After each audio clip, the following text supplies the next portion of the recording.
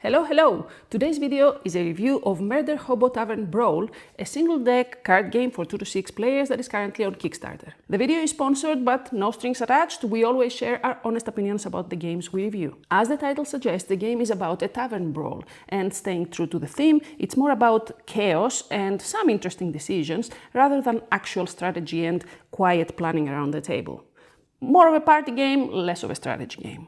The whole game consists of a single deck of 90 cards that include heroes, spell attacks, weapon attacks, and a tan card, an epic card that is unique within the deck. During the game, players take turns building their own player area and attacking other players in order to get through their defenses and eliminate them from the game. The last one standing is the winner. During each turn, players draw cards from a single deck that is in the middle of the table, play cards in their play area, up to 3 cards in every turn, and then they can optionally play a hero from their hand in order to attack another player, all other players, or activate a special ability that is on the hero card. The cards that are played in the player area create 3 distinct zones. One of them has the heroes that have been chosen to be used as defense, the other one is the spell attacks, and the third one is the weapon attacks. There are 5 different kinds of spell attacks and 5 different kinds of weapon attacks, and cards of the same kind can be stacked on top of each other to create combos, meaning that the more cards of the exact same type that you use during an attack, the more damage you can make to an opponent or to all opponents. In order to activate the attack though, you have to play a hero from your hand that has the matching symbol on their card. If they do, you play the hero and the matching spell cards or weapon cards from your play area and activate the attack. Some heroes on some symbols have a plus icon, which means that instead of attacking a single opponent, you can attack everyone on the table at the same time. Alternatively, you can play the hero card from your hand to activate a special ability instead of an attack, and special abilities are game-breaking effects that alter the field in many different ways. In any case, all of these cards end up in the discard pile that is common in the middle of the table, and you make sure to discard them in a specific order because whenever the deck runs out, you return it as a normal deck without shuffling it. More on that later. Now, as I already mentioned, when you place a hero in your play area, you play it for the defense, and when you get attacked by another player, the first thing that goes down is those defenses. If you run out of defense and you take any amount of damage, you are eliminated from the game. Speaking of elimination, of course, that's part of the game.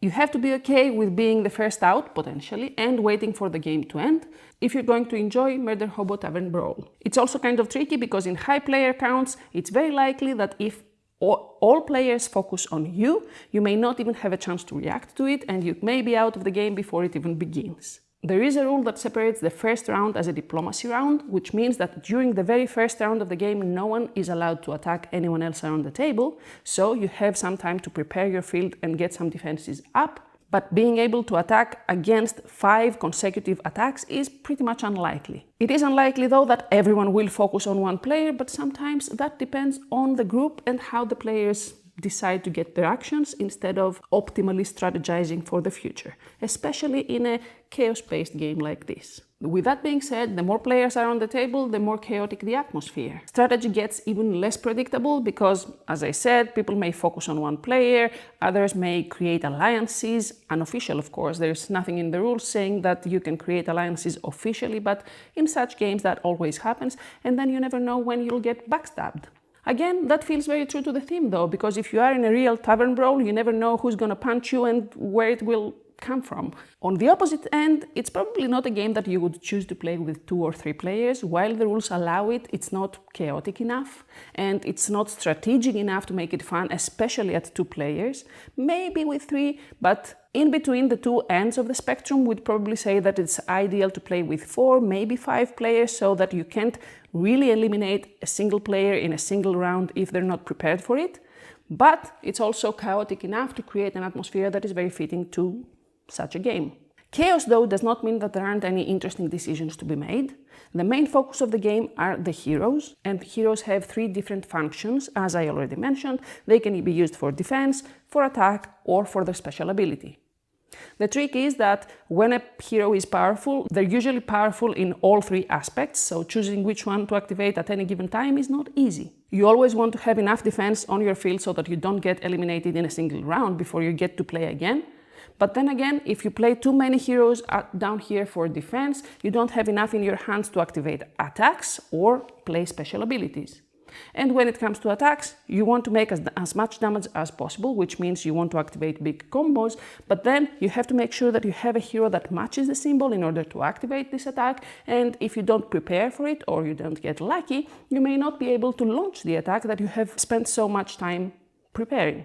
Take into account the fact that some of the special abilities are pretty powerful, and you always get into that dilemma of wanting to do everything from a hero, but only having to choose one of the functions to play. That also means that if you get unlucky and you're stuck without any heroes in your hands, especially at the very start of the game, you probably don't have many choices to do something and being able to survive long enough. Now, you may remember that I said that when the deck runs out, you don't shuffle it. You simply turn it around and create a new deck to play with. That means that during this second activation of the deck, cards that have been comboed together stay together, which means that you are more likely to draw cards that work well with each other, so attacks and combos get more powerful as time goes by. That also means that you may have some advantage if you have a very good memory and you remember what was played at what time during the game, during the very first round before the deck was shuffled, but honestly, it's a big enough deck that's very unlikely for that to happen unless you have a really photographic or really powerful memory. In that case, you're probably more powerful in any card game, so it's not any different in this one as well. Finally, I mentioned it enough already, but it's a game that leans really into its theme. It's not very balanced and strategic in the sense of you have to think through your turns, but it has this chaos of a true tavern brawl. You never know who's your friend and who's your enemy, or if you'll get punched in the face by accident from a friend, but the artwork of the game also leans into that. It has nice humoristic little texts on the cards, and it has exaggerated characters that fit that theme.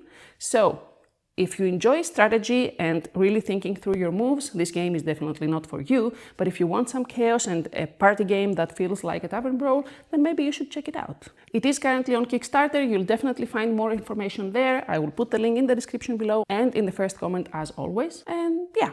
If you enjoyed the video and you found it useful, leave a thumbs up before you go, subscribe for more videos like this, and I hope to see you in the next one. Until then.